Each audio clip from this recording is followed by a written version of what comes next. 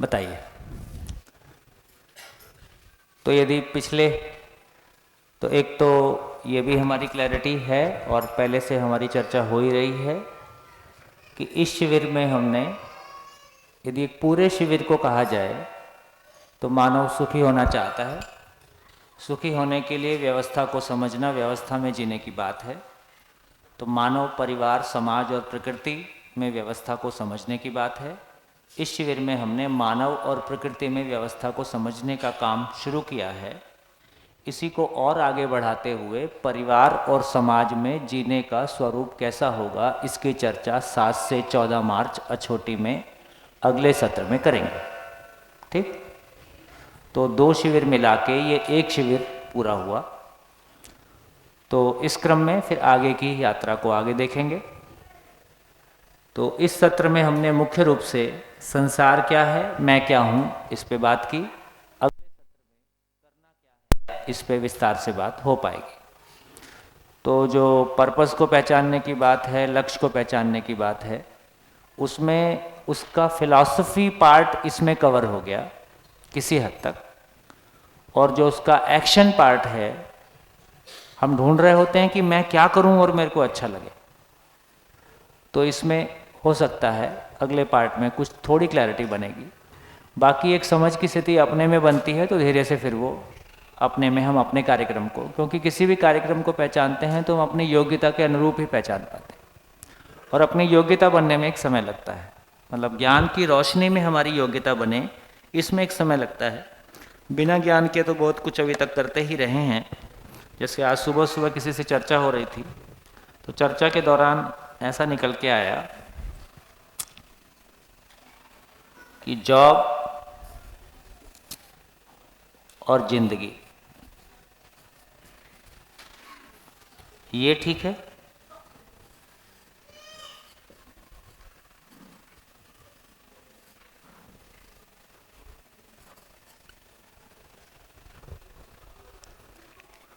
कौन सा ठीक है?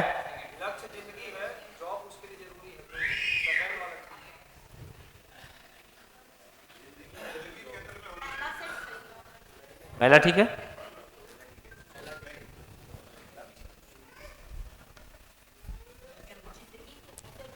कितने लोगों को लगता है कि पहला ठीक है?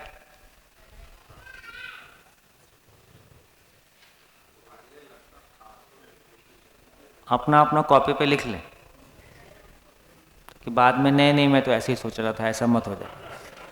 कितने लोगों को लगता है कि दूसरा ठीक है? ये भी अपना लिख लें, दूसरा ठीक है। कितने लोगों को लगता है दोनों ही ठीक है?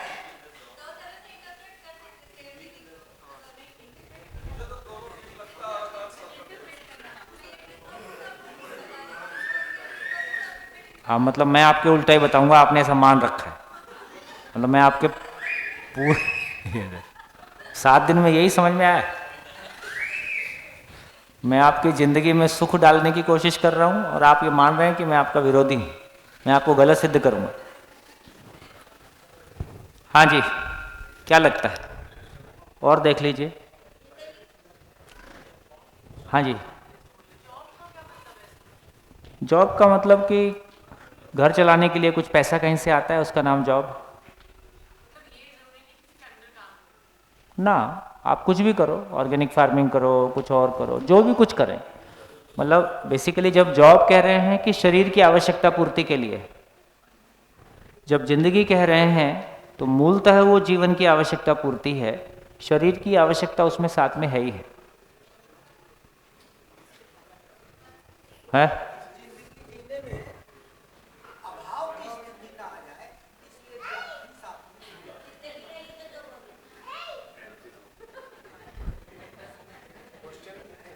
है?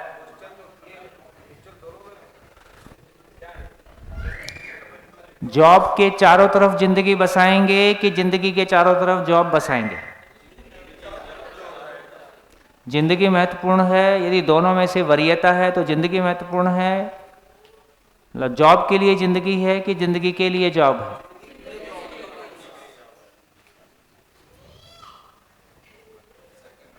है। ये बिल्कुल वैसा ही है कि मकान किराए पे रहे ज़िंदगी अपनी हो जाए, कि ज़िंदगी किराए पे रह जाए मकान अपना हो जाए।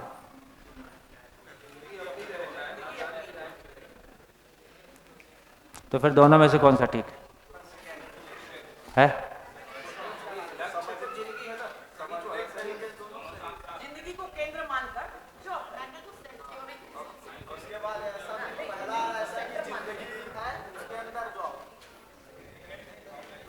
फिर से वोटिंग कर लेते हैं, कुछ और समझ में आ गया हो। हाँ जी, निरंतर सुखपूर्वक जीने के लिए, निश्चित आचरण के साथ जीने के लिए पहला ठीक है, पहला ठीक है। पहले वाले हाथ उठाए। 1 2 3 4 5 6 7 8। दूसरा ठीक है। तो पहले वाले अपना जस्टिफाई करें। लुधियाना। सर, जिंदगी पूरा मतलब एग्जाम्पल वैक्यूम है और उसमें जॉब एक यूनिट है। आप ऐसा देख रहे हैं? वैसा, और हाँ वैसा भी देख रही हूँ, और ये भी कि जॉब एक पार्ट है जिंदगी का। जॉब एक पार्ट है जिंदगी का। हाँ। तो जिंदगी सेंटर में रहेगी कि जॉब सेंटर में रहेगी? ये सेंटर वाली कोई बात नहीं है। आप उस तरह से देख रही हैं इसलिए हाँ। ऐसा लग रहा है। ठीक है, तो आपका इंटरप्रिटेशन ही डिफरेंट है, लेकिन आपका आशय वही है जो सबका है। ओके। ठीक है, आपका इंटरप्रिटेशन डिफरेंट। मेरा इंटरप्रिटेशन जो हम मैथ्स और रीजनिंग में करते हैं, हाँ, वो उसमें हाँ, ऐसे उधर से आ रखते रहा है, हैं। वो लॉजिकल आ हाँ, रहा है। वहाँ से आ रहा है। ठीक। कि अब जॉब की जगह और भी 2-3 चीजें रख सकते हैं, बट इन दी एंड जिंदगी सबसे इंपॉर्टेंट है। गुड, बहुत बढ़िया। तो आपका इंटरप्रिटेशन डिफरेंट है, लेकिन आप बात वही कह रहे हैं। तो बेसिक देखिए सच्चाई ये है कि मैं जीवन हूँ, मैं जीवन हूँ। शरीर है या नहीं है, मैं हूँ ही। ये पार्ट है ही। जब शरीर साथ में जुड़ गया तो ये पार्ट जुड़ गया, शरीर गिर गया तो ये पार्ट गिर गया। मैं तो हूँ ही। शरीर है तो भी मैं हूँ, शरीर नहीं है तो भी मैं हूँ। शरीर है तो भी स्टेट ऑफ माइंड से सुखी दुखी होता हूँ, शरीर नहीं है तो भी स्टेट ऑफ माइंड से सुखी दुखी होता हूँ। मेरा सुखी दुखी होना केवल शरीर के साथ नहीं है, शरीर के बाद भी है, क्योंकि मैं तो हूँ ही, इसलिए मैं तो हूँ ही। जब मैं हूँ तो बेसिकली समाधान मेरी ज़रूरत है। तो मैं शरीर के साथ हूँ तो भी समाधान के साथ हूँ, शरीर के साथ नहीं हूँ तो भी समझ के साथ हूँ ही। इसलिए जिंदगी के चारों तरफ बाकी सारी चीज़ें सेट होंगी, है ना। उस सेंस में मैथमेटिकल मॉडल लेंगे तो फिर ये ठीक हो जाएगा, लेकिन अभी जिंदगी के ढंग से देखेंगे तो जिंदगी मुख्य चीज़ है, फिर जिंदगी मुख्य चीज़ है और शरीर साथ में है। शरीर साथ में है तो उसके लिए कोई काम हम करते ही हैं, लेकिन सेंटर में जिंदगी है। तो सेंटर में जिंदगी है, उसके चारों तरफ हम बाकी चीज़ें फिर और करेंगे तो ये समाज है, और करेंगे तो ये नेचर है। तो मैं हूँ, परिवार है, समाज है, नेचर है। तो जिंदगी सेंटर में है, जिंदगी के लिए शरीर है, जिंदगी के लिए जीने के अर्थ में, है ना। शरीर है तो फिर परिवार है, परिवार है तो बाकी सारे लोग भी हैं, है ना। तो ऐसे तो अभी वर्तमान जीवन शैली कैसी है? जॉब को सेंटर में रख के जिंदगी को ड्रॉ करने की कोशिश कर रहे हैं। कहाँ गई? चली गई वो अमरकंटक वाली। अब देखिए जिंदगी कैसे चौराहे पे, कैसे मोड़ पे आती है। वो जो हमारी अमरकंटक वाली बेटियाँ थी, उससे डिस्कशन चल रहा था कि वो फॉरेन में जाके पीएचडी परसू करना चाहते। अब फॉरेन में जाके पीएचडी परसू करना चाहती है तो फिर अभी शादी नहीं हो सकती है, क्योंकि आगे की स्थितियाँ नहीं पता है कैसा होगा, और वो 6 साल का मामला हो गया। तो ये एक बहुत कन्फ्यूज़न की स्थिति बनती है कि फिर प्रायोरिटी में किसको रखें। ज़िंदगी को सेंटर में रख के कैरियर को ड्रॉ करें, या कैरियर को सेंटर में रख के ज़िंदगी ड्रॉ करें।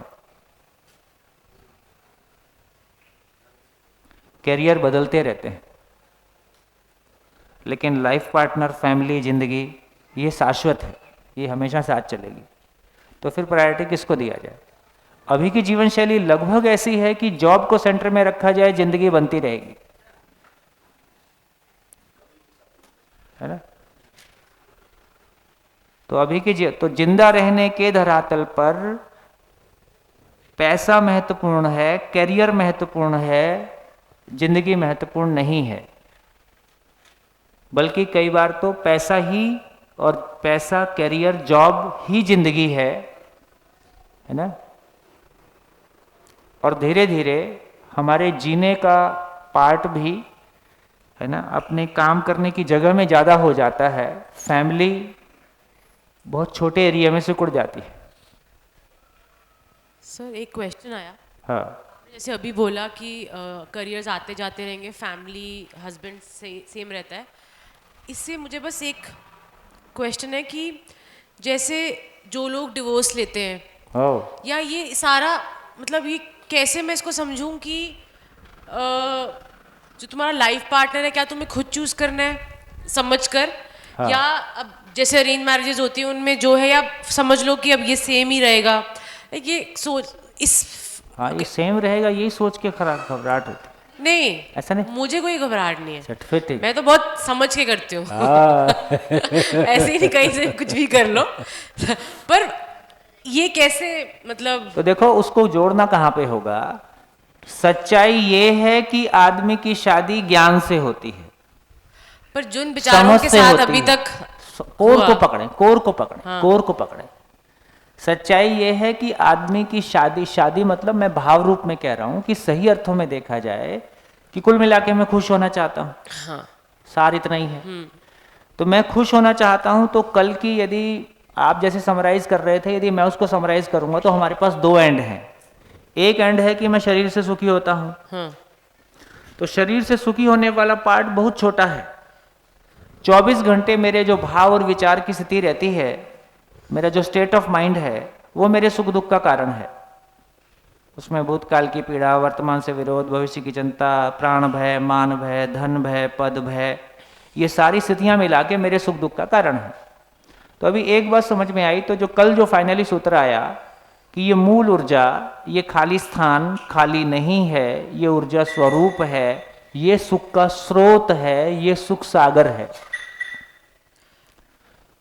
तो ये सुख सागर का अनुभव काल में आनंद के रूप, ये सुख सागर अनुभव काल में आनंद के रूप में प्राप्त है, विचार काल में समाधान बराबर सुख के रूप में प्राप्त है, आचरण काल में न्याय के रूप में प्राप्त है, प्रकृति के साथ जीते हुए व्यवसाय काल में ये नियम के रूप में, समृद्धि के रूप में प्राप्त है।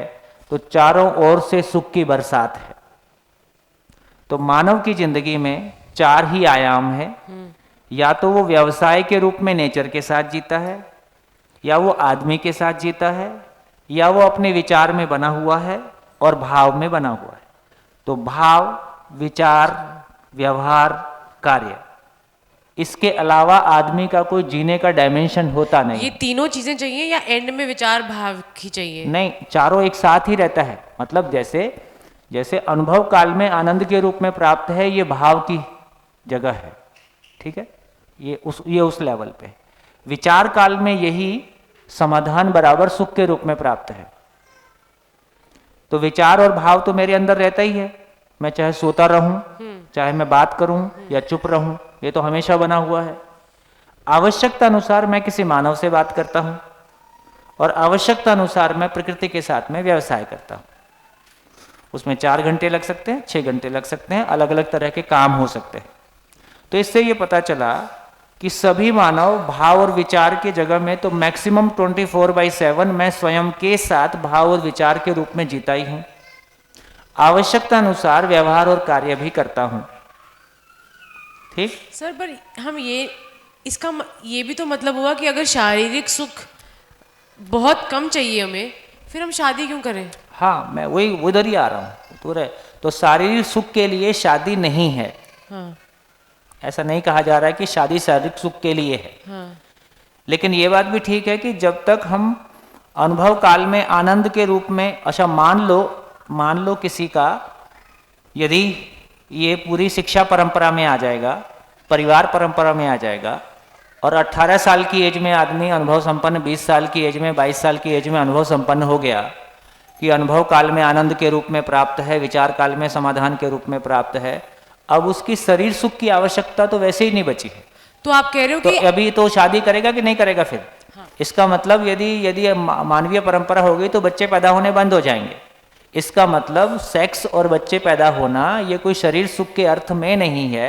जैसे खाना खाना स्वाद के अर्थ में नहीं है, खाना खाना शरीर को बनाए रखने के अर्थ में है। यूनिवर्स को बनाए रखने के लिए कि आगे कैसे होगा। हाँ, तो क्योंकि उसको और समझना होगा।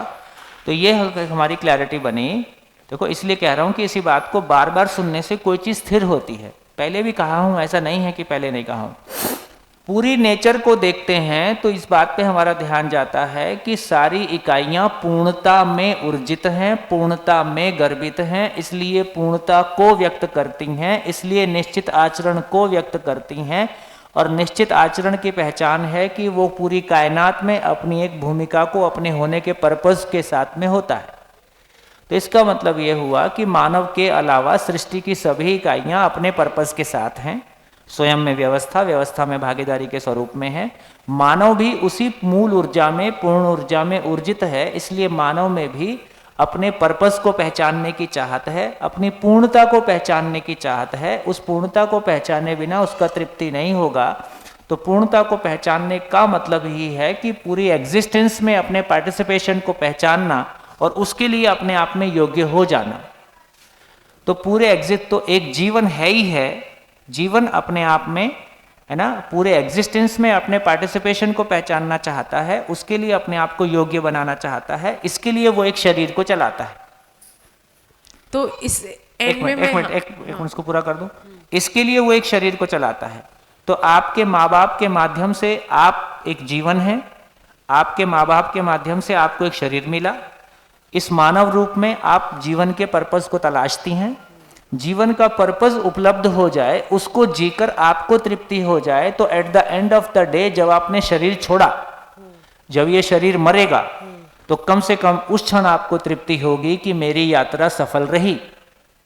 और जिस तरह से मेरी यात्रा की सफलता की खुशी शरीर के मरने के बाद भी मेरे साथ बनी ही रहती है, ऐसे ही अनंत जीवन उस यात्रा के लिए प्यासे हैं, उस यात्रा में हैं। तो कितने दूसरे जीवन को यदि हमको थोड़ी सी खुशी मिलती है तो अपने बच्चों को, अपने मित्रों को हम बांटना ही चाहते हैं। कोई निरंतर सुख का सागर हमको उपलब्ध हो गया है और हम चुपचाप बैठे रहेंगे, ऐसा होना नहीं है। तो जितने ये अनंत जीवन हैं, इनको भी वो सुख का सागर मिल सके, इसके लिए स्वयं स्फूर्त विधि से मैं उनके लिए शरीर को चलाता हूं। तो विवाह उस बॉन्डेज का नाम है जब दो लोग समाज के सामने इस बात की घोषणा करते हैं कि हम आने वाली पीढ़ी को जिंदगी की खुशियों, जिंदगी उपलब्ध कराने की योग्यता के साथ हो गए हैं। इस घोषणा को सुनने के लिए समाज इकट्ठा होता है। ये तो वाली जिंदगी, हाँ, ये वाली जिंदगी ना मिलेगी दोबारा। उधर तो जिंदगी वही प्रिय हित लाभ वाली है, वो तो कंफ्यूज करता है ना। तो जिंदगी का मतलब है कि जीवन है, जीवन समाधान से सुखी होता है और ये मूल ऊर्जा सुख का सागर है। ये अनुभव काल में आनंद के रूप में प्राप्त है, विचार काल में समाधान के रूप में प्राप्त है। तो शरीर को फील करने इसकी बजाय शरीर को फील करना शरीर को बनाए रखने के अर्थ में है ना। शरीर बना रहे, नए शरीर पैदा होते रहें। वो अनुभव संपन्न व्यक्ति भी फिर संतानोत्पत्ति करेगा कि नहीं करेगा? हाँ। तो अनुभव संपन्न व्यक्ति संतानोत्पत्ति करेगा इस अर्थ में कि दूसरे जीवन को मैं एक शरीर उपलब्ध करा सकूं और उसको मैं ज्ञान भी उपलब्ध करा सकूं। इसलिए कल हमने जब धर्म की चर्चा की थी तो हमने ये चर्चा किया था कि इस अस्तित्व में पदार्थ अपने अस्तित्व के साथ है, उसके अस्तित्व को मिटाया नहीं जा सकता है। पेड़ पौधे अपने अस्तित्व को बनाए रखने के लिए बीज विधि से उसकी परंपरा बनाए रखते हैं। वंश अपने अस्तित्व को बनाए रखने के लिए वंश विधि से उसकी परंपरा बनाए रखते हैं। मानव अपने अस्तित्व को बनाए रखने के लिए ज्ञान परंपरा को बनाए रखना चाहता है। देखो मानव में मिनिमम मानने की घटना है। मानव की मिनिमम पहचान क्या है कि उसमें मानने की क्रिया होती है। मानव में मानने की क्रिया होती है जब भी वो दूसरे को मना पाता है तो वो खुश होता है, क्योंकि उस क्षण में उसका अस्तित्व सुरक्षित होता है। इसलिए हर व्यक्ति जिस बात को माना हुआ रहता है उसको दूसरों को मनवाना चाहता है, बाय हुक और बाय क्रुक। ठीक, इसका मतलब है एक जाना हुआ व्यक्ति, एक जाना हुआ व्यक्ति भी उस बात को दूसरे को जनाना चाहता है। मानने में एक मान्यता सही और गलत दोनों हो सकती है, जानने में वो केवल सुख का सागर और सुख के सागर की अनुभूति को ही दूसरे को उपलब्ध कराता है। इसी का नाम करुणा है, इसी का नाम प्रेम है, ये मानव का मैक्सिमम एक्सप्रेशन है। तो सर इसका मतलब मैं ये समझ पा रही हूँ कि आगे होप है कि अगर हम कि जैसे जो हमने सफरिंग सबने झेली है और झेल रहे हैं कि सुख नहीं मिल रहा है, मानव जाति सफरिंग से मुक्त हो सकती है, if not may be in 100 years, but जैसे हमारे जो पास्ट में स्टोन एज में थे वो इतना एवोल्यूशन से आए हैं, हमारा शरीर चेंज हुआ है, हमारा हुआ ही है। तो ये भी और देखो नॉर्थ इंडिया में लड़के को पहले खिला देते थे और जो बचा हुआ है वो लड़की के हिस्से में आता था, है ना। ये सब हमने अपनी आंखों से देखा है ना। इसका मतलब है, और औरत को दबा के रखो, और जो भाषा प्रयोग की गई है मैं कहना नहीं चाहता, पैर की जूती है पैर के तले रहे, ये तमाम भाषा हमने अपने आंखों से सुनी है, ऐसा लोगों को जीते हुए देखा है। लेकिन इन्हीं 40 सालों में क्या बदला है? इन्हीं 40 सालों में अब के लड़के जो शादी की उम्र के लायक हैं वो ऐसा नहीं सोचते हैं। ऐसे नहीं है। अब के लड़के जो शादी की उम्र के लायक हैं वो हिंदू मुस्लिम में वैसा भेद नहीं करते हैं जैसा हमारे पिताजी लोग या उनके पीछे के लोगों ने किया होगा। इसका मतलब है कि मानव मानव में समानता हर दिन पहले की तुलना में बढ़ रही है। स्त्री पुरुष में समानता हर दिन पहले की तुलना में बढ़ रही है। महिलाओं को बराबरी का सम्मान हर दिन पहले की तुलना में बढ़ रहा है। हाँ, हमारी योग्यता हो जाए, केवल अधिकार चाहना कि सम्मान बराबर हो, और योग्यता नहीं है तो वो फबता नहीं है। तो चाहे वो पुरुष के लिए है चाहे वो महिला के लिए है, हम उस सम्मान की अधिकारी हैं, लेकिन समझ के बाद। हाँ, उनमें भी रिलीजन्स में भी, हाँ, कास्ट में भी जिनको हम छोटा समझते थे, हाँ, वो अब सब ऐसा नहीं बढ़ रहा है। उन लोगों में भी वो कॉन्फिडेंस आ रहा है आज, चाहे गेज और लेस्बियंस और चाहे ट्रांसजेंडर, सब पे चर्चा होने लगी है, सब पे बात होने लगी है, सही और गलत की चर्चा भी विस्तार से होने लगी है, और लोग पहले की तुलना में सुनने के लिए तैयार भी हैं। तो इसका मतलब यही है कि अगर हमारे पूर्वज ना एक प्रण लेते कि हम चेंज करेंगे सोसाइटी को विचार और भाव में, तो हम यहाँ तक ना पहुँचते। बिल्कुल। तो ये हमारी ड्यूटी है हम सबकी कि हम इसको आगे लेकर जाएं। मतलब मैं तो कहता हूँ कि देखो ना, यदि इतिहास में घटी हैं तो क्या घटनाएं घटी हैं। वो जो अभी फिल्म थी जिसमें वो 20,000 रानियां आत्मदाह करती हैं, पद्मावती, यदि ये घटनाएं सही में घटी हैं, क्योंकि इतिहास के बारे में मेरी पकड़ कम है, आप को कल्पना तो करो क्या मतलब है ना, किस तरह की मान्यताएं रही होंगी, किस तरह का समाज रहा होगा जहां 20,000 महिलाएं आग जला के एक ही चिता में एक साथ कूदती हैं। क्या घटनाएं रही, क्या स्थिति रही होंगी। तो हम कहां से निकल के आए हैं, और बहुत कोई 1000 साल पुरानी बात नहीं है ना। हो सकता है 200 साल पुरानी बात होगी, मुझको नहीं पता, 100 साल पुरानी बात होगी, है ना, 500 साल पुरानी बात होगी, बहुत कुछ साल पहले 800 साल पुरानी बात होगी, है ना। तो इसका मतलब है कि हम तेज गति से आगे बढ़ रहे हैं। इसका मतलब है कि हम तेज गति से आगे बढ़ रहे हैं, ऐसा नहीं है कि स्लो गति से आगे बढ़ रहे हैं। हाँ, अब वो जो अपेक्षाएं बन गई हैं उसकी योग्यता भी हम में आ जाए, है ना। ये जो माँ बाप ने, जो अभी हम माँ बाप का, अभी पहले की तुलना में माँ बाप की भी स्थिति बहुत बेहतर हुई है। अब लोग बच्चे प्लान करते हैं, उनके भविष्य के बारे सोचते हैं, है ना। तो इसका मतलब है कि यदि ये कंटेंट हमको एजुकेशन से उपलब्ध हो जाएगा, अपनी फैमिली से उपलब्ध हो जाएगा, तो स्थितियां हो सकता है 100 साल 200 साल इंतजार ना करना पड़े, हो सकता है अगला 20 साल में बहुत कुछ बदल जाएगा, क्योंकि मीडिया और तमाम चीज़ें इतनी तेज हैं। अभी कोई अच्छी चीज़ है तो लोगों तक पहुंच जा रही है। Thank you. बढ़िया। क्या निष्कर्ष निकला? क्या निष्कर्ष निकला, है ना। एक तरफ शरीर है, एक तरफ ज्ञान है। तो मैं ज्ञान पूर्वक सुखी होता हूं कि मैं शरीर से सुखी होता हूं? अपने बच्चों को शरीर की आवश्यकता पूरी करता हूं या उनके ज्ञान की आवश्यकता को भी एड्रेस कर पाता हूं? शरीर है तो शरीर की आवश्यकता पूरी करना हमारी ज़रूरत है ही है, लेकिन ज्ञान के बिना वो सब बेकार है, वो सब फालतू है, वो सब तृप्तिदायक नहीं है, और मेहनत बहुत ज़्यादा है। बोलो। दान जो भिखारी दान देते हैं वो क्या है? श्रम है कि व्यवहार कम में है? अपनी जिम्मेदारियों से छूटना। तो व्यवहार में आएगा कि कार्य में आएगा वो? नहीं, है तो कार्य ही, व्यवहार में तो कुछ नहीं आएगा। और जो भंडारा करवाते हैं अपन, वो भी कार्य ही है, शरीर को खाना खिला देता।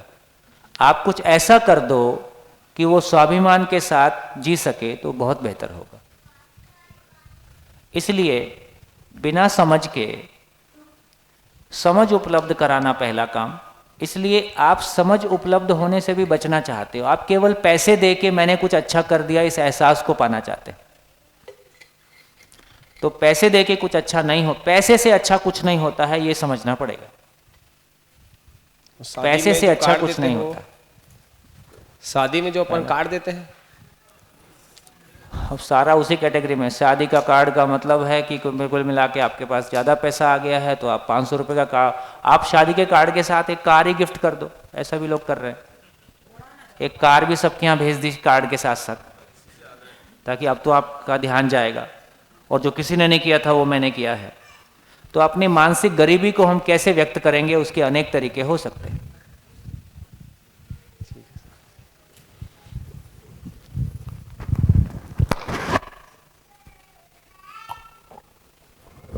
भाई दम है तो कुछ ढंग की बात करके दिखाओ ना। कितने लोगों को जिंदगी दे सकते हो, दे के दिखाओ। तो ये 2 रुपये किलो चावल बांट देना, ये मोबाइल बांट देना, है ना, ये काम सरकारें भी कर रही। आवश्यकता इस बात की है, समाज और सरकार का कुल मिला के काम इतना है कि हर परिवार स्वाभिमान पूर्वक अपने समाधान और समृद्धि को कैसे पा सके, इसके लिए सरकार और समाज मिलकर काम कर सके। यदि परिवार समर्थ हो जाएंगे तो मेरी दुकान कैसे चलेगी, झंझट इतना है। तो जब तक मेरे विश्वास में कमी है ना, मंत्री जी सुनिश्चित करते हैं कि अधिकारी काम ना करे, क्योंकि अधिकारी काम कर देगा तो मेरे पास लोग कैसे आएंगे। जब वो मेरे पास आएगा और मेरा फोन जाएगा तब काम हो जाएगा, तो मेरी इंपॉर्टेंस बनेगी। तो मेरी इंपॉर्टेंस बने इसलिए आपका काम ना हो और आप मेरे पास चल के आओ, इस बात की जरूरत है।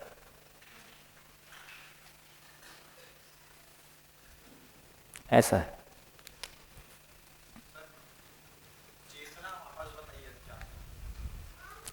एक काम कर लेते हैं, इस समय आपके जहन में, आपके मन में बहुत सारे प्रश्न थे जब पहला दिन शुरू हुआ था, और बहुत सारे प्रश्नों को मैं किसी डेट पे टाल रहा था, और आज 29 तारीख 11 बजे आसपास है।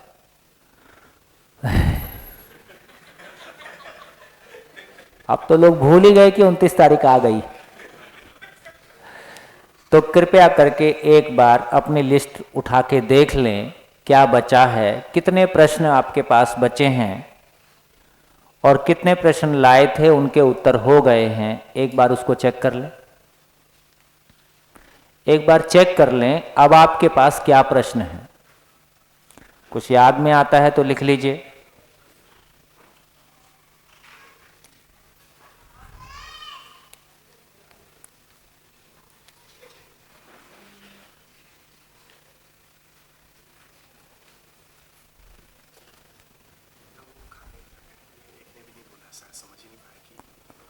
हाँ जी, जो लोग यहाँ से दोपहर को भोजन करने के बाद किसी ट्रेन पकड़ के या किसी दूर यात्रा में निकलेंगे, उनको यात्रा के लिए किसी भोजन पैकेट की आवश्यकता है, तो आपने किसी ने बताया नहीं है। आवश्यकता नहीं है तो कोई बात नहीं, आवश्यकता है तो बता दें, ऐसा आग्रह है। कितने लोग हैं, हाथ उठाएंगे, जिनको यात्रा के लिए फूड पैकेट चाहिए? तो आपने पहले से क्यों नहीं बताया? किस बताया था?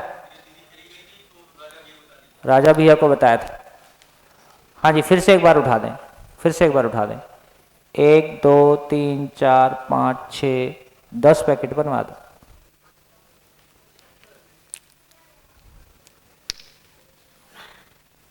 हाँ जी, एक बार देख लीजिए क्या क्वेश्चन बचे अब।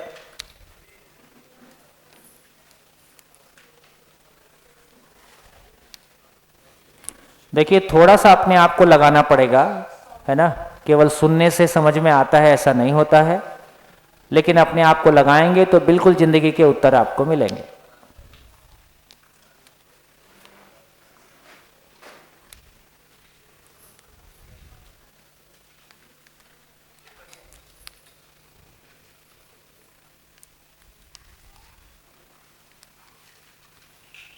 हाँ, वो टुन्नू तो पीछे बैठी है, मैं सोचा चली गई। कहाँ थी? अभी आई हो? अभी आई हो कि शुरू से थी? जब ये बनाया था तब नहीं थी, तुम्हारे लिए बनाया था। सर मैं कोशिश कर रही हूँ अगर मैं समझ पाऊँ इसको यूज़ करके कि जो रिलेशनशिप्स है मेरे फैमिली में, तो कुछ अड़चने हैं फैमिली मेंबर्स के साथ, उनकी कुछ ऐसी नेचर है जो स्वीकार नहीं होती। होता है। तो उसको मैं क्या क्या से समझूं कि उसमें कुछ मतलब सुकून आ सके। देखिए, एक तो इस सच्चाई को भी स्वीकार करके चलें कि बहुत निकट भविष्य में आपके परिवार में 100% हार्मनी आ जाएगी, ऐसा होने वाला नहीं है।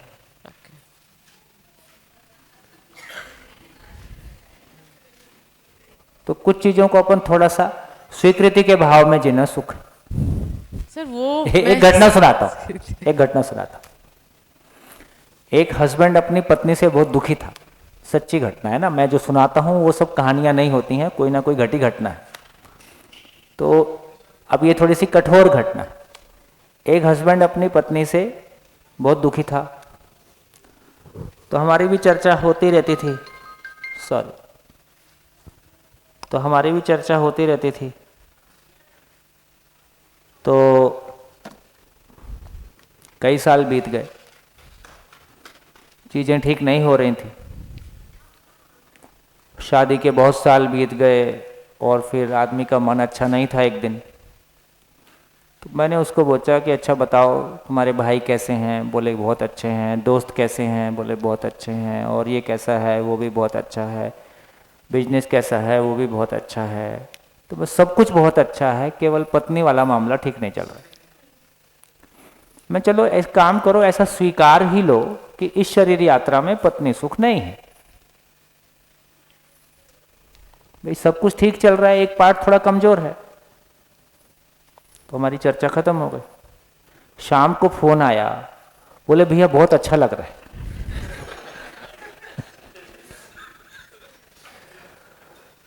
तो एक तो ये भी समझ में आता है कि आपका कंडीशनिंग, आपकी जर्नी तो आपके हाथ में है, और आप बहुत जोर से भिड़ गए कि यार अब सब कुछ बदल ही डालूंगा, तो ये यात्रा में 2-5 साल में ही बहुत अच्छे परिवर्तन आते हैं। हमने आते हुए देखे हैं, अपनी जिंदगी में भी देखे हैं, हजारों की जिंदगी में देखे। एक दिन हम लोग चर्चा कर रहे थे घर में ही, तो हमारी पत्नी बोली कि यार लोगों में बहुत अच्छे रिजल्ट तो दिख नहीं रहे। पत्नी क्या क्रिटिक होती है, संयोग से यहाँ मौजूद है? कौन है? खड़ी हो जा भाई। आप निताशा जी हैं, मैं आपका पति हूं, है ना। तो एक दिन बोले कि यार इतने साल से चल तो रहा है सब, कोई बहुत अच्छे रिजल्ट नहीं दिख रहे हैं। अब मैं क्या फुल टाइम इसी काम में लगाऊं? अब अपने धंधे पे आंच आ जाए, ये तो स्वीकार नहीं है। तो बात तो मेरे को भी ठीक लग रही थी। जब डिस्कशन हुआ तो देखो इसको देखो, देखो उसको देखो, देखो इसको देखो। तो कुछ देर मैंने कहा कि चलो एक लिस्ट बनाते हैं, इनमें से कितने लोग वो हैं जो स्व प्रेरणा से चल रहे हैं, और कितने लोग वो हैं जो पति की वजह से चल रहे हैं, पत्नी की वजह से चल रहे हैं, दोस्त की वजह से चल रहे हैं, ये माहौल अच्छा लगता है इसलिए आ जाते हैं, अच्छे लोग हैं इनका साथ अच्छा लगता है इसलिए आ जाते हैं। तो लिस्ट बनाई तो लिस्ट बहुत छोटी हो गई, और जब उस लिस्ट में देखा तो सबकी जिंदगी में ठीक ठाक रिजल्ट थे। तो इसका मतलब है, मैंने शुरू में भी आपसे कहा, आप पत्नी की वजह से आ गए हो, पति की वजह से आ गए हो, किसी दोस्त की वजह से आ गए हो, ये एक बात है। लेकिन जब आप कंटिन्यू कर रहे हो तब आप कितनी तीव्र इच्छा के साथ चल रहे हो, जितना गुड़ उतना मीठा। आप साल में आके एक शिविर कर लेते हो और दूसरों को बताते हो कि मैं 10 साल से जुड़ा हूं, तो कुल मिला के आपने 40 × 10 400 घंटे लगाए हैं, और आप 10 साल बताते हो। 400 घंटे लगा के, 400 घंटे का मतलब कितने दिन? 1 साल कुछ दिन। 1 साल लगा के 10 साल बताते हो, तो ये तो बेईमानी हो गई। तो इसका मतलब है वो सारे लोग जो किसी तीव्रता के साथ चलते हैं, जितना बिजनेस मेरे लिए इंपॉर्टेंट है, जितनी जॉब मेरे लिए इंपॉर्टेंट है, उससे जिंदगी कम इंपॉर्टेंट नहीं है। ज्यादा ना हो तो कम भी ना हो, ऐसा कोई भी चलेगा, जिंदगी में रिजल्ट नहीं मिलेगा, इस काम को मैं छोड़ दूंगा। होता ही नहीं, हो ही नहीं सकता, क्योंकि अस्तित्व में बेईमानी नहीं है। अस्तित्व कैश पेमेंट का धंधा है, जितना गुड़ उतना मीठा। जिस क्षण सही विचार आता है, जिस क्षण सही भाव आता है, उस क्षण अच्छा लगता है। किसी के प्रति मैं ईर्ष्या द्वेष करता हूं, उसको तो पता भी नहीं है, पर मैंने तो अपने आप को फ्राई करना शुरू कर ही दिया है। इसका मतलब है कि मेरे भाव और विचार की शुद्धता, मेरे भाव और विचार की पवित्रता, मेरे भाव और विचार का सही होना मुझको इस क्षण सुख देता है। तो ये बिल्कुल बहुत ऑब्जेक्टिवली किया जाने वाला काम है। तो जो भी लोग इसमें, हाँ, जांचना आपको है कि सही अर्थों में आपकी प्रायोरिटी क्या है, आप क्यों शिविर करने आए हो, यदि आप आगे भी चल रहे हो तो आप क्यों चल रहे हो और किस इंटेंसिटी के साथ चल रहे हो। और जांचने की बात यही है कि धंधे और जिंदगी दोनों को साथ में एक तराजू में रख के चलते हो तो बराबर का वेट आता है। जिधर पड़ा ज्यादा झुका हुआ दिखाई देता है, रिजल्ट उधर आएगा। ध्यान देने की महिमा है, जिधर हम ध्यान देते हैं उधर रिजल्ट आते हैं। तो इस रूप में देखा जाए, है ना, चूंकि अभी परंपरा में नहीं है, थोड़ा ज्यादा फोकस करने की आवश्यकता पड़ती है। जो चीज परंपरा में होती है वो सहज रूप में भी चलती रहती है। तो बढ़िया। तो आपका क्वेश्चन के आंसर में ये निकला कि आपके परिवार में ऐसे कुछ लोग हो ही सकते हैं जिनको आप हैंडल ना कर पाओ। लेकिन एक फर्क पड़ना शुरू हो जाता है कि जैसे जैसे आपकी जर्नी आगे बढ़ती है, उनकी अयोग्यता आपको प्रभावित कम करती है और कम करती है और कम करती है, और एक दिन आपकी योग्यता उनको प्रभावित करने लगती है। इसमें 10 साल लगते हैं। मेरे को एक एक रिलेशन हैंडल करने में 25 साल भी लगा है। 25 साल मैंने 25 साल इंतजार किया है, और मैंने इंटेंसिटी के साथ, जितनी मेरी छोटी सी योग्यता थी उसमें मैंने ईमानदारी से काम किया है। तो इसका मतलब है कि कोई ऐसा नहीं है कि चाबी यहाँ से ले गए और घर जाके लगा दिया और सब कुछ ठीक हो गया। ना ऐसा अपने अंदर होता है, ना ऐसा दूसरे के अंदर होता है। लेकिन इतना जरूर है कि जितने घंटे आपने लगाए उससे ज़्यादा रिजल्ट मिला है, ये फीलिंग आपके अंदर हमेशा बनी रहेगी। जैसे इस शिविर में आपने कितने घंटे लगाए, मान लीजिए आपने 50 घंटे लगाए, तो 50 घंटे में जो रिजल्ट मिलना चाहिए था, रिजल्ट उससे कम है कि ज़्यादा है? रिजल्ट उससे ज़्यादा है। ऐसा हमेशा बना रहेगा। इससे बढ़िया आश्वासन मत किया। पूरा परिवार ही शिविर में आ जाए। ऐसे भी हम बहुत सारी फैमिलीज को देखते हैं जहाँ परिवार में 15 लोग हैं। अभी दिल्ली में एक फैमिली ने शिविर किया, बिजनेस फैमिली है, उनका अपना ब्लड फैमिली, बिजनेस फैमिली दोनों एक साथ, 30 लोग एक परिवार के एक शिविर में। 30 लोग, 150 लोग कंपनी में काम करते हैं। उसका marketing head, research head, accounts head, सारी कंपनी के सारे मेन लोग, उसके भाई बहन, वो मौसा चाचा बुआ, समधन, 2-2 समधन। क्या रहीसी है उस समधी की जिसकी 2-2 समधन हो, है ना। शिविर में उसके दोनों समधी, है ना, उनके बच्चे, कर दिया इकट्ठा पूरे शिविर का खर्चा। एक हमने वो एक पर्सनल, ऐसे शिविर कम होते, उन्होंने कहा कि पूरे शिविर का खर्चा हमारा, भोजन हमारे हिसाब से। तो थोड़ा सा, अब लोगों को लाना बहुत आसान नहीं होता, और खासकर अपने खून के लोगों को इकट्ठा करना बहुत मुश्किल है ना। तो मैं कहा भैया खाना तुम्हारा, रसोईया तुम्हारा, घी में डुबा डुबा के सबको रोज नहलाओ, हमको कोई दिक्कत नहीं है, हॉल हमारा, किचन तुम्हारा, है ना। 2.5 लाख रुपया एक शिविर का एक आदमी ने पे किया। ऐसा नॉर्मली नहीं करते। उस शिविर में जो कुछ और लोग आ गए थे उनको भी ये बता दिया भैया शिविर का खर्चा इन्होंने दे दिया है, आप कुछ देना चाहें तो इनको दे दे, और नहीं तो खुशहाली है, ये बारात थी, हो गया। ऐसा भी होता है। सर हम एक ये भी बात करते हैं हमेशा कि लाइफ में बैलेंस होना चाहिए। लाइफ में बैलेंस, हाँ, बहुत बढ़िया। तो एक तो जैसे हर चीज़ को, जैसे मुझे हमेशा कहा गया कि तू लाइफ में ना बैलेंस नहीं है, यू आर एन एक्सट्रीमिस्ट। हाँ। जब कुछ एक चीज़ चाहिए सब फोकस उस पर हो जाता है और बाकी चीज़ों पे ध्यान नहीं होता। तो ये मतलब इस पे थोड़ा ये अच्छी चीज़ है। क्या है कि ये बात तो ठीक है कि बैलेंस रूट है कि फ्रूट है? फ्रूट है। फ्रूट है, इसलिए रूट में बैलेंस नहीं मिलेगा। तो रूट में जो जितना अनबैलेंस होता है उतना बैलेंस की ओर जाएगा। तो जो लोग बहुत इंटेंसिटी के साथ जीते हैं वो किसी भी चीज को उसी इंटेंसिटी से करेंगे। वो भोग में गया तो भी वही इंटेंसिटी के साथ करेगा, वो पढ़ाई में गया तो भी वही इंटेंसिटी के साथ करेगा या नहीं करेगा, है ना? ऐसा ही। ये स्टाइल ही वो होता है। तो आपका एक मेक बन जाता है कि आप जिस भी काम को करोगे पूरा पूरा करोगे या नहीं करोगे। तो आप एक बार एक्सट्रीम में जाओगे ही, एक्सट्रीम में जाके उसका सार पकड़ में आ जाता है, सार पकड़ में आके फिर वो बैलेंस हो जाता है। इसलिए ऐसे लोग लगातार एक फील्ड में घुसेंगे, ये ठीक नहीं है, छोड़ दिया, फिर घुसेंगे, फिर छोड़ दिया, क्योंकि ये पोटेंशियल है। वो पोटेंशियल है, वो चीजों को एक्सप्लोर करके और उसके सार तक पहुंचता है, उसको छोड़ देता है। और फिर मैं बोर हो जाती हूँ उससे। अच्छा है, ये अच्छी चीज है, ये खराब चीज नहीं है। ये इतनी सारी चीजों से निकल के आपने जितनी चीजें की हैं, हर चीज में एक शरीर यात्रा लगाई जा सकती थी, लेकिन आपने एक ही शरीर यात्रा में हो सकता है 5 शरीर यात्रा जी लिए। एक काम किया, 2 साल किया, छोड़ा, 2 साल किया, छोड़ा। इसका मतलब है उसका सार पकड़ा। इसमें निरंतर सुख नहीं है, आगे बढ़ो। मानव समीक्षा विधि से आगे बढ़ता है। मानव समीक्षा, समीक्षा का मतलब है एनालिसिस। ओके, एनालिसिस नहीं है।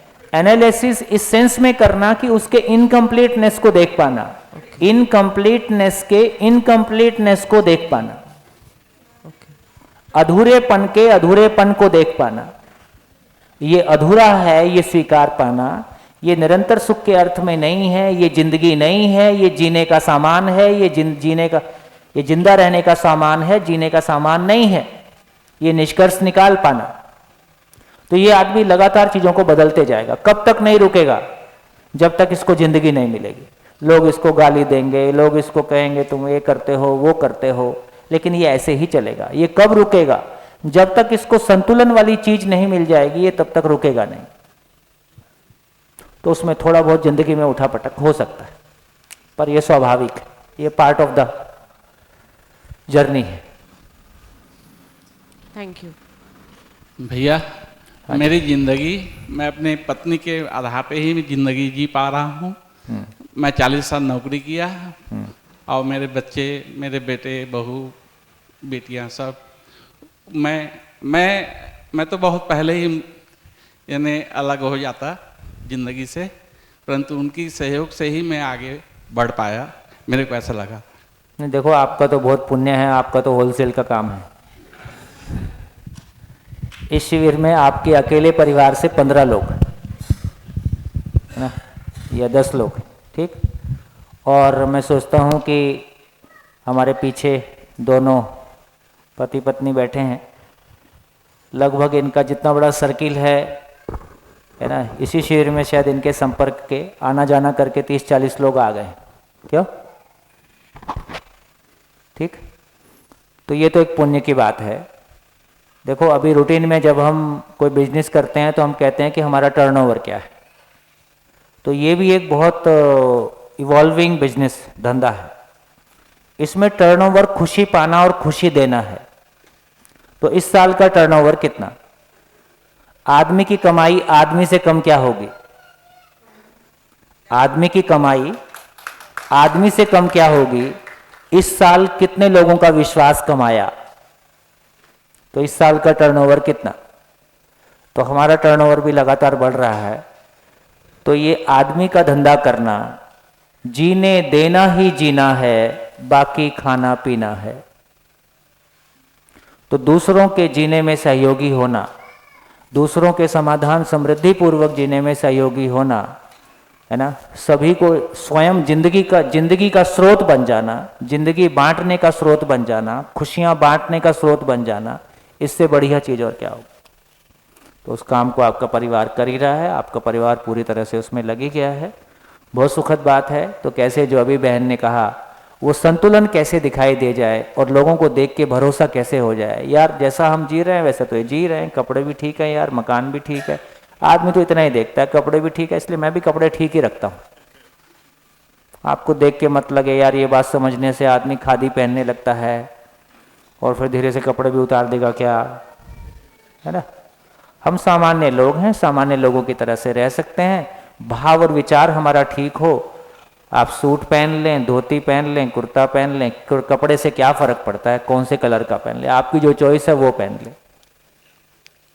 तो ये बहुत आसान काम, खुशहाली का काम, परिवार का काम, ये व्यक्ति का। अध्यात्म भी व्यक्ति की जर्नी है और भौतिकता भी व्यक्ति की जर्नी है। इधर भी व्यक्तिवाद है, इधर भी व्यक्तिवाद है। इधर भी परिवार को साथ लेके चलना मुश्किल है और भौतिकवादी जिंदगी में भी परिवार को साथ लेके चलना मुश्किल है। ये एक ऐसा काम है जहां परिवार के बिना चलना मुश्किल है।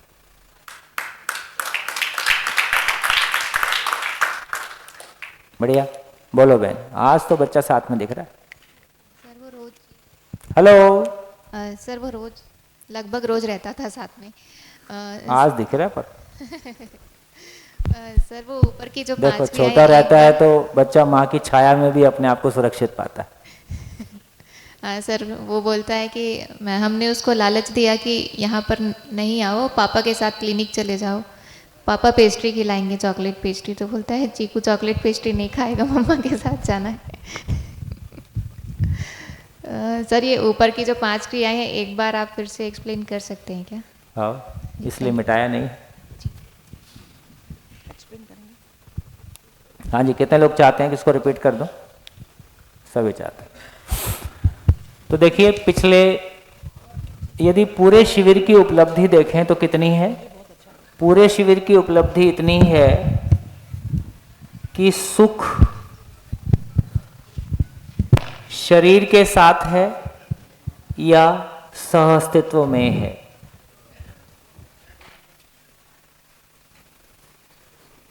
यहीं से समझ में आया कि इधर प्रिय हित लाभ है, इधर न्याय धर्म सत्य है। तो न्याय धर्म सत्य की अपेक्षा मानव में है, लेकिन सहअस्तित्व को समझे बिना वो पूरा हो नहीं सकता। इसलिए कल हमने काफी विस्तार से देखा कि सत्य क्या है। मूल ऊर्जा ही सत्य है। मूल ऊर्जा में ऊर्जित होने के कारण इकाइयां प्रकट हैं, यही धर्म है। सभी इकाइयां परस्पर पूरक हैं, यही न्याय है। ठीक हो गया? तो बेसिकली सहअस्तित्व का एक्सप्लेनेशन ही न्याय धर्म सत्य है। सहअस्तित्व को एक्सप्लेन किए तो हम ये भी कह सकते हैं कि सहअस्तित्व का आस्वादन, सहअस्तित्व का तुलन, सहअस्तित्व की पहचान, सहअस्तित्व का स्वीकृति, सहअस्तित्व में अनुभूति, कुल इतनी यात्रा है। अभी क्या कोशिश कर रहे हैं? शरीर का चित्रण, शरीर से तुलन, शरीर का विश्लेषण, शरीर का आस्वादन, शरीर का चयन, शरीर की भुक्ति, इतना ही है। तो ये क्लैरिटी बनने के बाद कि न्याय धर्म सत्य, तो शरीर के आधार पर संबंध को पहचानने की बजाय, शरीर के आधार पर संबंध को पहचानने की बजाय व्यवस्था के अर्थ में संबंध की पहचान, ये लाइन हमको मिली है ना। बाकी बहुत सारा डिफरेंस अलग अलग समय पे हमने किया है। तो हमने चर्चा किया कि शिविर के पहले है ना, सामान से सम्मान, सुविधा से सुख का चित्रण, प्रियहित लाभ का चित्रण, उसका तुलन, उसका विश्लेषण, उसका आस्वादन, उसका चयन, अतृप्ति, अतृप्ति में नया चित्रण, और ये साइकिल घूमता रहता है। प्रियहित लाभ का साइकिल खत्म। फिर शिविर में किसी ने आपको शिविर में भेजा तो आपके दोस्त ने आपको भेजा था, इसलिए सुनने के लिए आपने चयन किया कि हाँ सुनना है। जब आपको सुनने के लिए जो कंटेंट मिला वो इतना ही है कि संबंध में जिया जा सकता है और जीवन में है ना सुख की निरंतरता को पाया जा सकता है। तो लक्ष्य मूलक और मूल्य मूलक, ये आसन तो शब्द का सुनने का चयन किया है, इसलिए शब्दों का आस्वादन होता है। शब्दों का आस्वादन होता है कि जो भी कुछ हम सुनते हैं उसका विश्लेषण होता है। विश्लेषण के मूल में जो तुलन में न्याय धर्म सत्य की अपेक्षा पहले से बनी ही हुई थी, उसका पोषण होना शुरू हो जाता है। अपने घरों में हमारे पास यहां से बेहतर सुविधाएं हैं, लेकिन यहां आके हमको जो संबंध में जीने का, स्वयं में सुख की निरंतरता, संबंध में जीने की बात, समाज में जीने की बात, ये जो एक नया पैराडाइम मिला, तो प्रिय हित लाभ का तुलन पहले होता था, न्याय धर्म सत्य की अपेक्षा बनी हुई थी, न्याय धर्म सत्य में है ना असफलता को भोग रहे थे। इस मूल्य मूलक और लक्ष्य मूलक आस्वादन का विश्लेषण जब हुआ तो बेसिकली तुलन में जो अपेक्षा बनी हुई थी उसकी पूर्ति होने लगी। तो अपने जीवन में जो एक खाली जगह पड़ी हुई थी, जहां केवल अपेक्षा थी, योग्यता नहीं थी, और हमने तो ये मान ही लिया था कि संबंध कभी ठीक हो नहीं सकते, किसी के साथ जिया नहीं जा सकता है, ऐसा हमने स्वीकार ही लिया। और मैंने पहले भी कहा, किसी के यहाँ डिवोर्स हुआ तो मैंने उससे पूछा कि यार तुम्हारे समाज में लोग, है ना, हमारे अग्रवाल समाज में एक मित्र हैं, उनके आसपास डिवोर्स हुआ, तो मैंने उनसे पूछा कि यार समाज में तुम्हारे बड़े लोग मिलजुल के ये ऐसे इस पे बैठते नहीं हैं कि यार ये हमारे यहाँ ये पहले की तुलना में डिवोर्स लगातार बढ़ रहे हैं, इस पे समाज के जिम्मेदार लोग बैठें, चर्चा करें कि यार ऐसा क्यों होने लगा है। तो उन्होंने मेरे से कहा कि आपका क्वेश्चन ही गलत है। हमारे यहाँ तो ये पहले से ज्ञान है कि जो करता है ऊपर वाला करता है, इसका डिवोर्स हुआ है तो मतलब होना ही था। अब भगवान के सामने आदमी की क्या चलेगी, इसलिए कोई चर्चा की आवश्यकता ही नहीं। अब ये इतना बड़ा तर्क है, इस आस्था के सामने फिर कुछ काम नहीं करेगा। फिर उस दुख को कैसे पचा लेना है कि पिछली शरीर यात्राओं में हमने कुछ गलतियां की होंगी, जिसका कोई ऋण होगा, जिसका कोई, है ना, उसको अपने को भुगतना है। अपने ही कर्मों को आदमी भुगतता है, इसलिए अब इसको भुगतना है। चलो इसको जो सपोर्ट करना है कर दो, और ये तो ऐसे ही चलेगा। तो अब इसमें कुछ भी करने की आवश्यकता नहीं है। तो इसका मतलब ये हुआ, जब हमको ये आशा दिखाई देती है कि अपनों के साथ जिया जा सकता है और दुख से मुक्त हुआ जा सकता है, जैसे हमने मेहनत करके अच्छे मकान बना लिए, अच्छी गाड़ी बना ली, मेहनत करके अच्छी जिंदगी भी बनाई जा सकती है। तो मेहनत करके समझपूर्वक अच्छी जिंदगी भी बनाई जा सकती है। तो न्याय धर्म सत्य के साथ साथ जब प्रिय हित लाभ के स्थान पर जब न्याय धर्म सत्य का पोषण होना शुरू होता है ना, तो कहा कि न्याय धर्म सत्य को हम शब्दों से सुनते हैं, तर्कपूर्वक विश्लेषण करते हैं, तो न्याय धर्म सत्य का तर्कपूर्वक चित्रित हो जाना का नाम तुलन है। न्याय धर्म सत्य का तर्कपूर्वक चित्रित हो जाना, इसका नाम तुलन है। न्याय धर्म सत्य तर्कपूर्वक चित्रित हो गया है, इसका मतलब है इच्छाएं बदलने लगी हैं। पहले प्रिय हित लाभ में सामान से सम्मान की तलाश, सुविधा से सुख की तलाश की इच्छाएं बनी हुई थी। अब समाधान से सुखी होने की इच्छा, सब कुछ को समझ लेने की इच्छा, है ना, और उसको जी के अपने परिवार में और समाज में अपनी उपयोगिता के साथ, अपने जिंदगी के पर्पस के साथ जीने की खुशी हमारे में हिलोरे मारने लगी है, अंगड़ाई लेने लगी है। इसका मतलब है जिंदगी में ये चेंज हमको दिखाई देता है कि प्रिय हित लाभ के स्थान पर न्याय धर्म सत्य की दृष्टि प्रायोरिटी में आ जाती है, वरीयता में आ जाती है। और यदि सही अर्थों में वरीयता में आ जाती है, प्रायोरिटी में आ जाती है, तो इसका सबसे बड़ा फायदा ये होता है कि अभी तक हम अपने प्रिय हित लाभ को दूसरे के प्रिय हित लाभ के साथ कंपेयर कर रहे थे। मेरी गाड़ी उसकी गाड़ी, मेरा मकान उसकी मकान, मेरे यहाँ की शादी उसके यहाँ की शादी, है ना। ये कंपैरिजन बंद हो जाता है। क्या कंपैरिजन शुरू हो जाता है? मेरी वर्तमान स्थिति, मेरी समझ उसकी समझ नहीं, ये भी और नया, ये तो बहुत बड़ा खतरनाक मामला है ना। मेरी समझ उसकी समझ नहीं, मेरी वर्तमान स्थिति क्या है, गूगल लोकेशन डाल देता है। तुम्हारी जिंदगी में तुम्हारा लोकेशन क्या है, तुम्हारी जिंदगी में तुम्हारा डेस्टिनेशन क्या है। अपनी लोकेशन पहचान में आने लगी कि मैं संवेदनहीन हूँ, संवेदनशील हूँ या संज्ञानशील हूँ। तो पता चला अधिकांश समय संवेदनहीन होता हूँ, कोई कोई समय संवेदनशील होता हूँ। संवेदनहीनता पे खड़ा हूँ, संज्ञानशीलता मेरा लक्ष्य है। तो अपनी वर्तमान स्थिति से अपनी पूर्णता का कंपैरिजन हर समय बना ही रहता है। इसलिए अध्ययन की परिभाषा है ज्ञान की रोशनी में क्या कर रहा हूँ, क्यों कर रहा हूँ, हर क्षण अपने पे ध्यान बनाए रखना। तो जो दूसरों को जज कर रहे थे, हर समय दूसरों की साड़ी गाड़ी देख रहे थे, उसकी बजाय अपना हाल देखना शुरू कर दिया। मेरी वर्तमान स्थिति कैसी है और मैं क्या होना चाहता हूँ, मेरी भाव और विचार की स्थितियाँ कैसी हैं, मेरे अंदर प्राण वह, धन वह, ये सब कैसे काम करते हैं। तो जितना जितना अपने पे ध्यान जाता है, अपना अपना एक एक बारीक तार दिखाई देता है, अपनी स्थिति दिखाई देती है, जो अच्छाइयाँ हैं वो भी दिखाई देती हैं। अच्छाइयों को देख के उत्साह बढ़ता है और जो गैप है उसको पूरा करने के लिए कार्यक्रम बनता है। 24/7 मेरी आशा विचार इच्छा।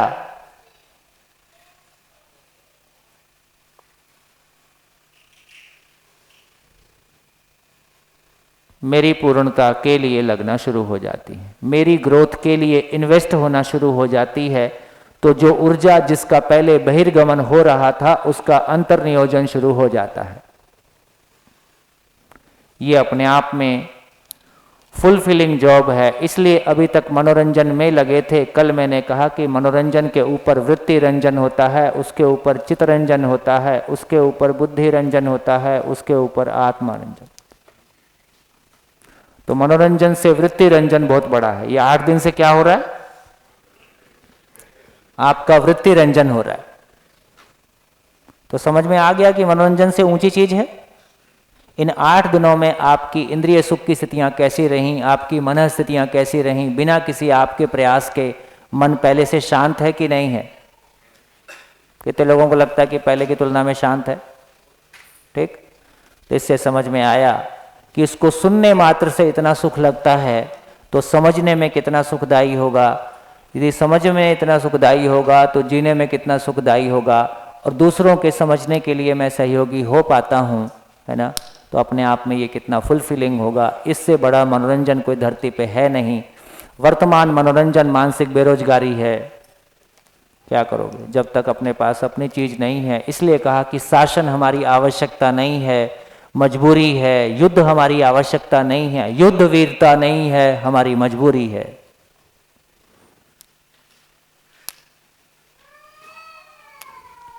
बढ़िया। जब ऐसे निष्कर्ष निकलते हैं तो हमारी ऊर्जा का सही दिशा में नियोजन हो पाता है।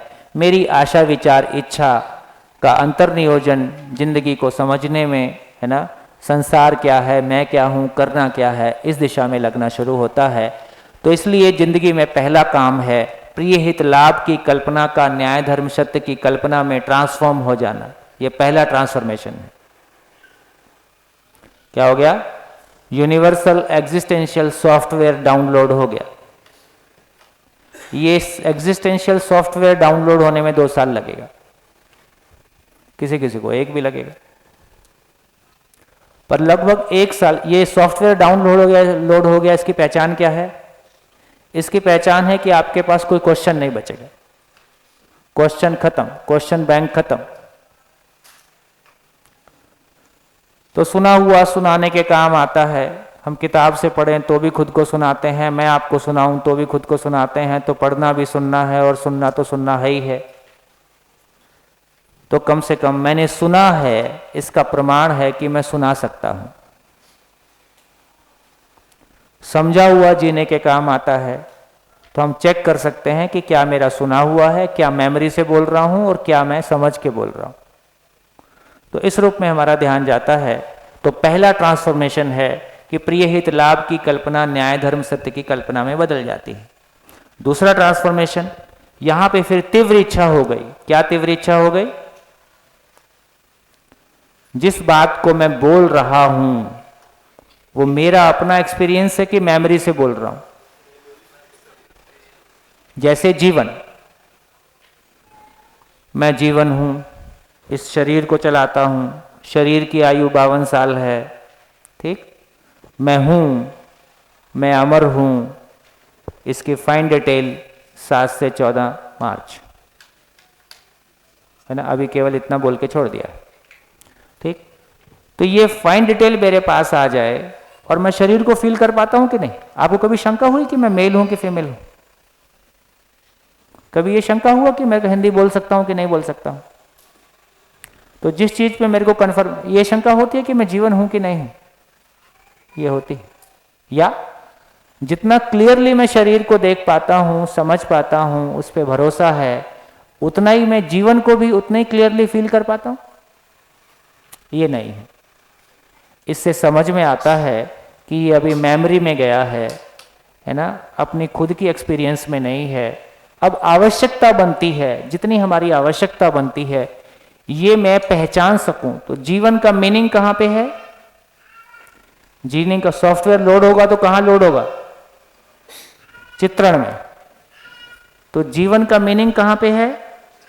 कल्पनाशीलता में, चित्रण में। लेकिन जीवन कहां पे है? एग्जिस्टेंस में। मैं हूं। तो जो कल्पनाशीलता में जो मीनिंग हमने स्वीकारा है कि हाँ ऐसा होता है, जीवन नाम की चीज होती है, ये मेमोरी में है, कल्पनाशीलता में है, इसको अस्तित्व में देख पाना, पहचान लेना कि हाँ ये होता है ना।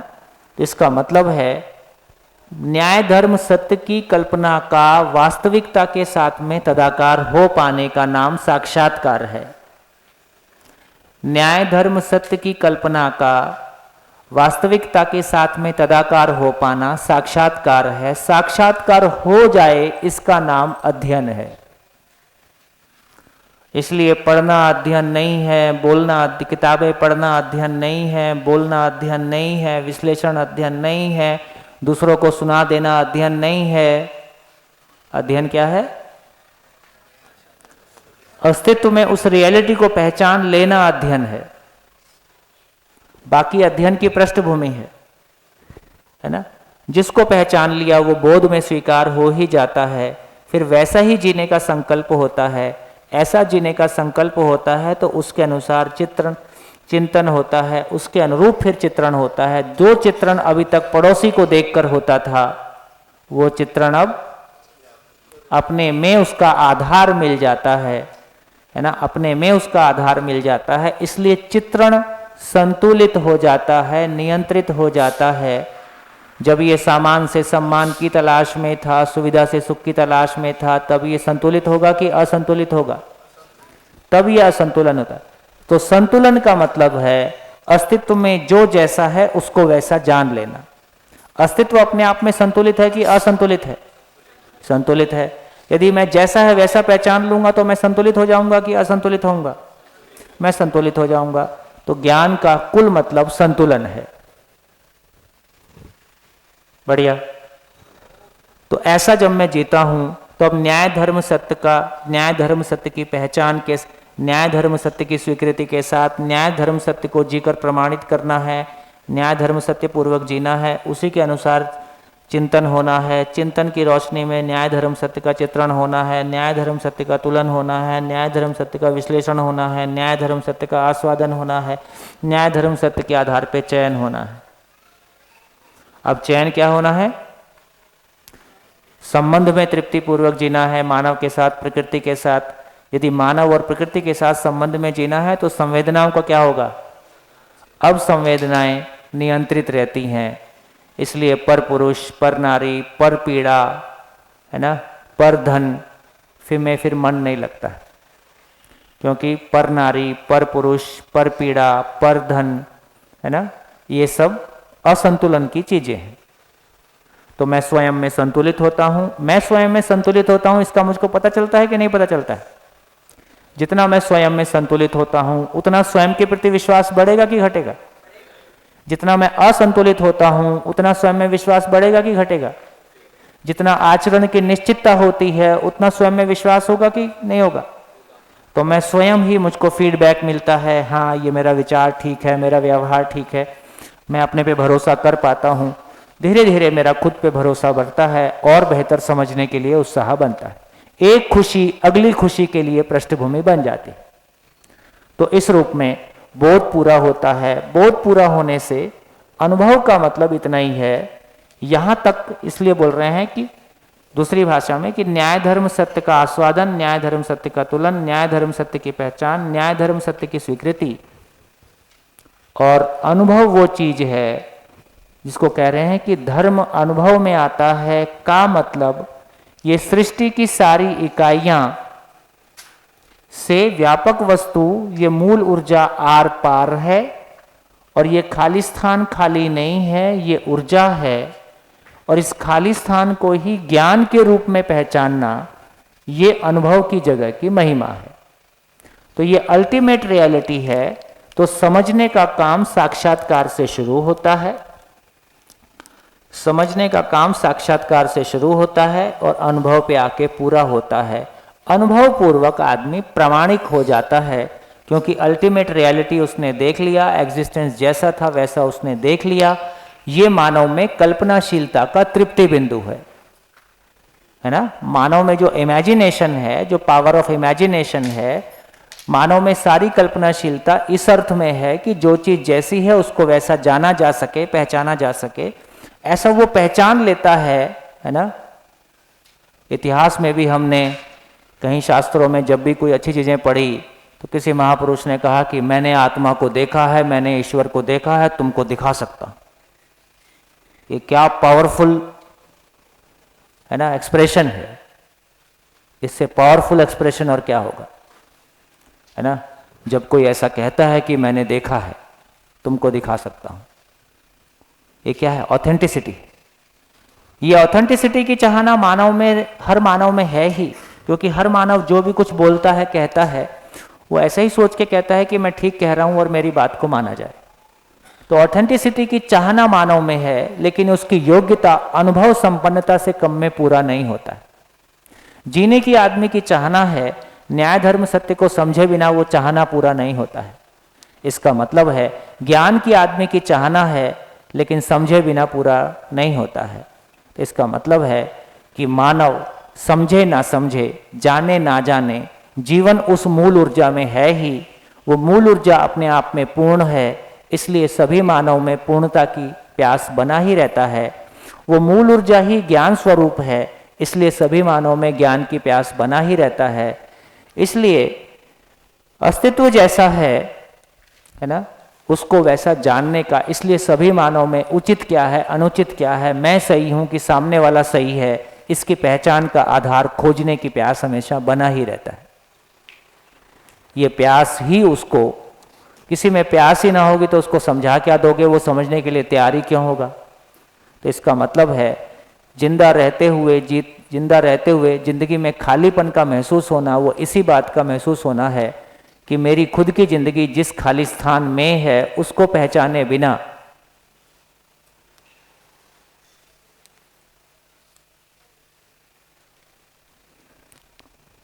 ये खाली स्थान खाली नहीं है, ये सुख सागर है। वो जो सुख सागर है वो पकड़ में आ नहीं रहा, तो केवल शरीर पकड़ में आता है, वस्तुएं पकड़ में आती हैं, उससे तृप्ति मिलती नहीं। तो मैं हूं तो सच्चाई ये है कि मैं मूल ऊर्जा में हूं।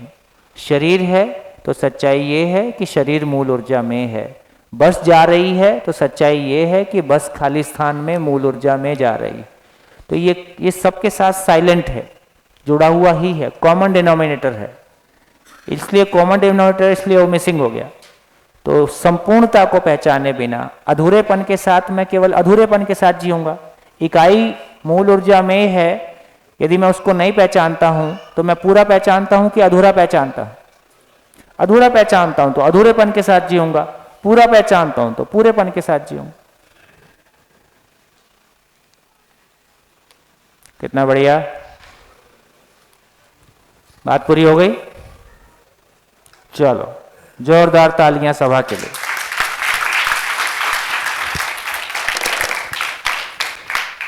तो कंटेंट वाइज मेरे को लगता था कि इस शिविर में जितना हो सकता था हमने करने की कोशिश की है। और एक पहला शिविर जिस गहराई को पकड़ सकता था, समझने की गहराई को, जितनी मेरी अपेक्षा थी उससे ज़्यादा गया है, कम नहीं गया है। इसके लिए सभा को खूब धन्यवाद। शहर के बीच में बैठ के भी ये काम इतना अच्छा हो सकता है, ऐसा हमको पहले विश्वास नहीं था, थोड़ा कम था हमारा विश्वास, है ना। तो पहले हम यही सोचते थे कि थोड़ा सा आउटकट्स में किसी प्राकृतिक वातावरण में ये काम हो तो ज़्यादा अच्छा है, पर पिछले साल से थोड़ा संयोग बना, इस साल उसको रिपीट किए। अब अरुण भाई से निवेदन है कि हर साल का एक शिविर केवल हम निरंजन में करेंगे, तो हर साल के एक शिविर की व्यवस्था बनाए रखें, है ना। तो हर साल के शिविर को होल्ड करने के लिए टीम और उसकी तैयारी और उसका उत्साह बुलंद है। तो एक शिविर केवल हम निरंजन में हर साल करें, बाकी अब इसका आगे का फॉलोअप छोटी में करेंगे, ताकि आपको वहाँ संस्थान, परिवार और जीते हुए लोग, उत्पादन होता हुआ भी आपको दिखाई देगा, उनसे मिलने का मौका भी मिलेगा, तो वो बेहतर रहेगा। रायपुर में यहाँ शिविर होने का थोड़ा ये भी फ़ायदा है, बहुत सारे लोग आना जाना करके, कम से कम जो लोग जिनकी रुचि अभी नहीं बनी है, धीरे धीरे उनकी रुचि बने, वो काम भी थोड़ा बहुत यहाँ हो जाता है। तो मैं सोचता हूँ कि लगभग कंटेंट के रूप में हमने काफ़ी कुछ किया, आप लोगों ने खूब जम के मेहनत की, तो थोड़ी खुशहाली मनाई जाए, थोड़ी खुशहाली मनाई जाए। हाँ जी राजा भाई, कुछ कहना चाहते हैं? हाँ जी, आइए आइए। राजा, नहीं शिविर कहाँ खत्म, शिविर तो अभी चलेगा, गाना तो समापन पे करेंगे, है ना। समापन समापन अभी पहले थोड़ी शेयरिंग कर लेते हैं। तो देखिए अभी तक आप लोगों का परिचय नहीं हुआ है ना, तो पहले एक काम करते हैं, जितने लोग बाहर स्टेट से आए हैं पहले उनकी शेयरिंग करेंगे,